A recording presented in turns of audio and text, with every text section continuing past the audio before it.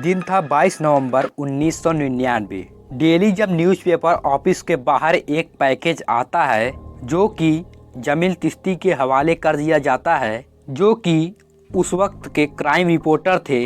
Package खोलने पर चिश्ती साहब को कुछ बच्चों की तस्वीरें मिलती हैं और एक खत जिसमें लिखा हुआ था 100 बच्चों का कत्ल करने का मकसद पूरा होता है। आपको साथ में बच्चों की तस्वीरें मिलेगी। ये कौन है और कहां से है? मैं चाहता हूं कि आप अपने अखबार के जरिए दुनिया को बताओ कि मैंने क्या किया है। मैं अपनी 32 पेजों की डायरी भी आपको दे रहा हूं। वो मेरे 100 कत्लों का मुकम्मल कन्फेशन है। आप मेरे मकान में जाओ, आपको सब सबूत मिल जाएंगे। जब आपको मालूम होगा कि मैंने क्या काम किए हैं तो पूरी दुनिया हिल जाएगी। फिर क्या, वो रिपोर्टर उस मकान में पहुंच जाता है, लेकिन दरवाजे पर ताला लगा होता है। तो दीवार को पार करके अंदर जाते हैं तो सामने उन्हें 85 पैरों के जूते मिलते हैं। एक कमरे में एसिड का ड्रम पड़ा होता है और उसमें से बेतहाशा स्मेल आ रही होती है। दीवार पर उन्हें कार्ड चिपके हुए मिलते हैं जिस पर कुछ और सबूत थे। जिसके बाद अखबार ये भयानक खबर पब्लिक तक पहुंचाती है, साथ ही 97 बच्चे का नाम और उनके पते। उसके बाद उस मकान के बाहर माँ बाप का भीड़ इकट्ठा हो जाता है और बेतहाशा रोने लगते हैं और उनके मन में एक गुस्सा भी भर जाता है। वो अपने मासूम बच्चों की पहचान कपड़े और जूतों से करते हैं। यहाँ पर जावेद इकबाल नहीं होता है और वो भाग गया होता है। और फिर शुरू होता है पाकिस्तान का सबसे बड़ा हैवानियत केस। यहाँ जावेद की तलाश जारी रहती है, लेकिन पुलिस के हाथ कुछ भी नहीं लगता। फिर आता है दिन 29 दिसंबर 1999। जावेद एक बार डेलीजन अखबार के बाहर दस्तक देता है और अंदर दाखिल होते ही अपना सरेंडर पेश करता है। जावेद इकबाल अगले कुछ घंटों तक जर्नलिस्ट से बात करता है। इस पूरी कहानी को सुनने के बाद लोग तंग रह जाते हैं। जावेद को गिरफ्तार कर लिया जाता है। तो आखिर कौन था ये जावेद इकबाल?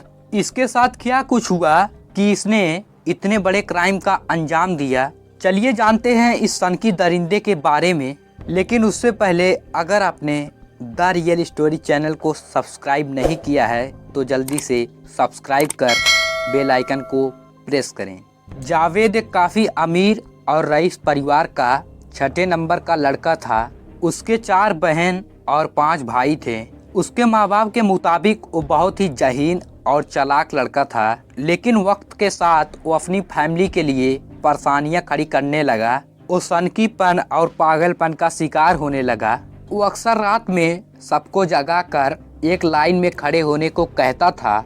जावेद के भाई के मुताबिक वो अपनी मन के चीज लेकर ही रहता था और अगर उसके माँ बाप मना करें तो पूरे परिवार को परेशान करके रख देता था। पढ़ाई वढ़ाई के बाद जावेद के पिता ने उसे एक अपना बिजनेस सेट करके दिया। वहाँ मोस्टली बच्चों को हायर किया करता था क्योंकि उनको तनख्वाह कम देनी पड़ती थी। लेकिन इसके पीछे एक और वजह थी।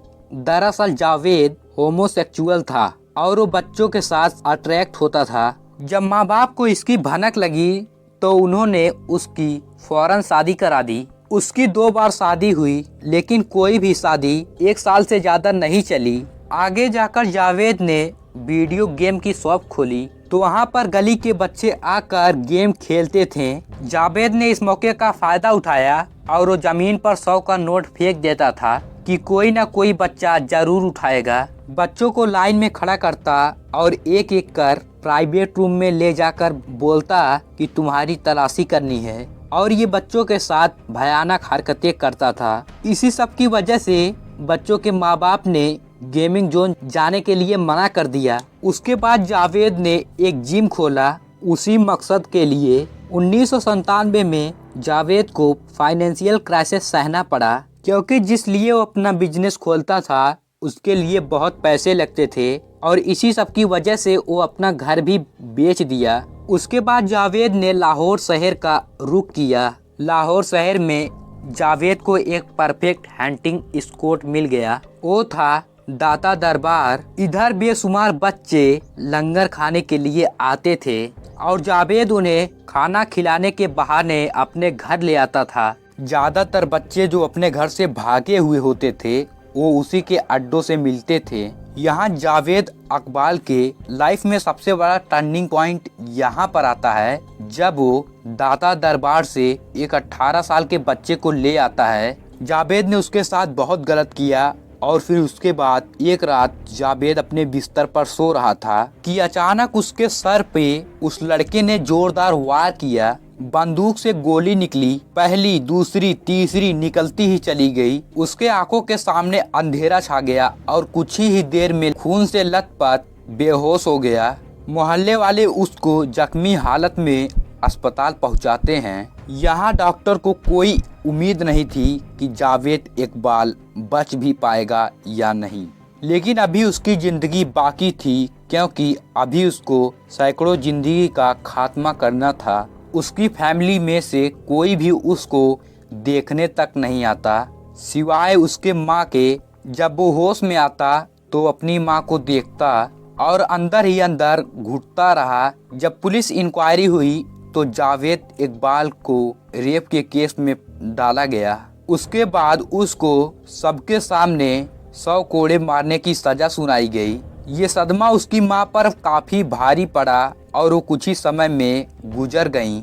जावेद इकबाल कसम खाता है कि जिस तरह उसकी माँ रोई है उसी तरह वो 100 माँ को रुलाएगा। मई 1999 से जावेद अपने बदले का सिलसिला शुरू करता है और सिर्फ 147 दिन में पूरे शहर से 100 बच्चे गायब हो जाते हैं। सबसे पहले वो बच्चों की तस्वीर लेता और उन्हें एक अच्छे होटल में ले जाकर खाना खिलाता और फिर उसके बाद वो अपने घर ले आता और उनके गले पर चैन बांधकर उनको मार देता। फिर उसके बाद बॉडी को एसिड के ड्रम में डाल देता था। ऐसा उसने 1-2 बच्चों के साथ नहीं बल्कि पूरे 100 बच्चों के साथ किया। पुलिस के जांच के बाद यहाँ पर उन विक्टिम की बॉडी को आइडेंटिफाई किया गया, जिसके बाद पूरे लाहौर में रोने की आवाज सुनाई देती थी और माँ बाप अपने बच्चों को स्कूल जाने से भी रोकने लगे। यहाँ 100 बच्चों में से 57 बच्चों की तकदीस हो सकी क्योंकि ज्यादातर बॉडीज एसिड में डिजॉल्व हो चुकी थी।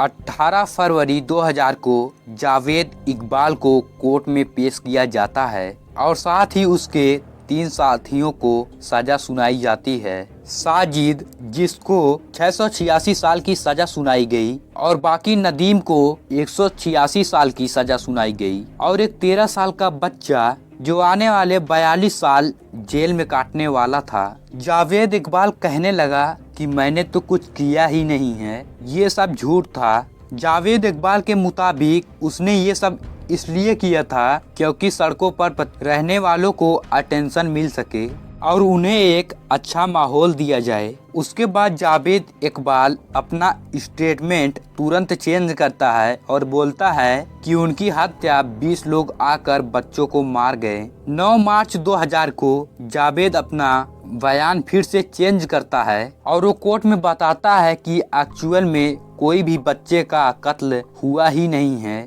ये सब एक पब्लिक स्टेटमेंट था। कोर्ट में जज ये सब बात को खारिज कर देते हैं। कोर्ट जावेद इकबाल को ये सजा देती है कि जैसे उसने बच्चों का कत्ल किया उसी तरह इसको भी मारा जाए। उसकी बॉडी को 100 टुकड़े किए जाएंगे और बारी बारी उन्हें एसिड में डुबोया जाएगा। जी हाँ, ये सजा को सुनकर पूरा मुल्क चौंक जाता है। जावेद इकबाल को सजा तो सुनाई गई मगर उसको सजा दिया नहीं गया। 9 अक्टूबर 2001 को जावेद इकबाल जेल के अंदर मरा हुआ पाया गया। उसके साथ साजिद की भी मौत हो चुकी थी। पोस्टमार्टम रिपोर्ट में जायज हुआ जावेद और शाहिद अपनी कमीज का फंदा बनाकर खुदकुशी की है। केस को बीते हुए 20 साल से ज्यादा हो गए मगर उन बच्चों के लिए माँ के दिल में अभी भी जगह है। तो दोस्तों, ये थी कहानी। आपको कैसी लगी कमेंट बॉक्स में जरूर बताइएगा। अगर आपको हमारी मेहनत पसंद आई हो तो वीडियो को लाइक करते हुए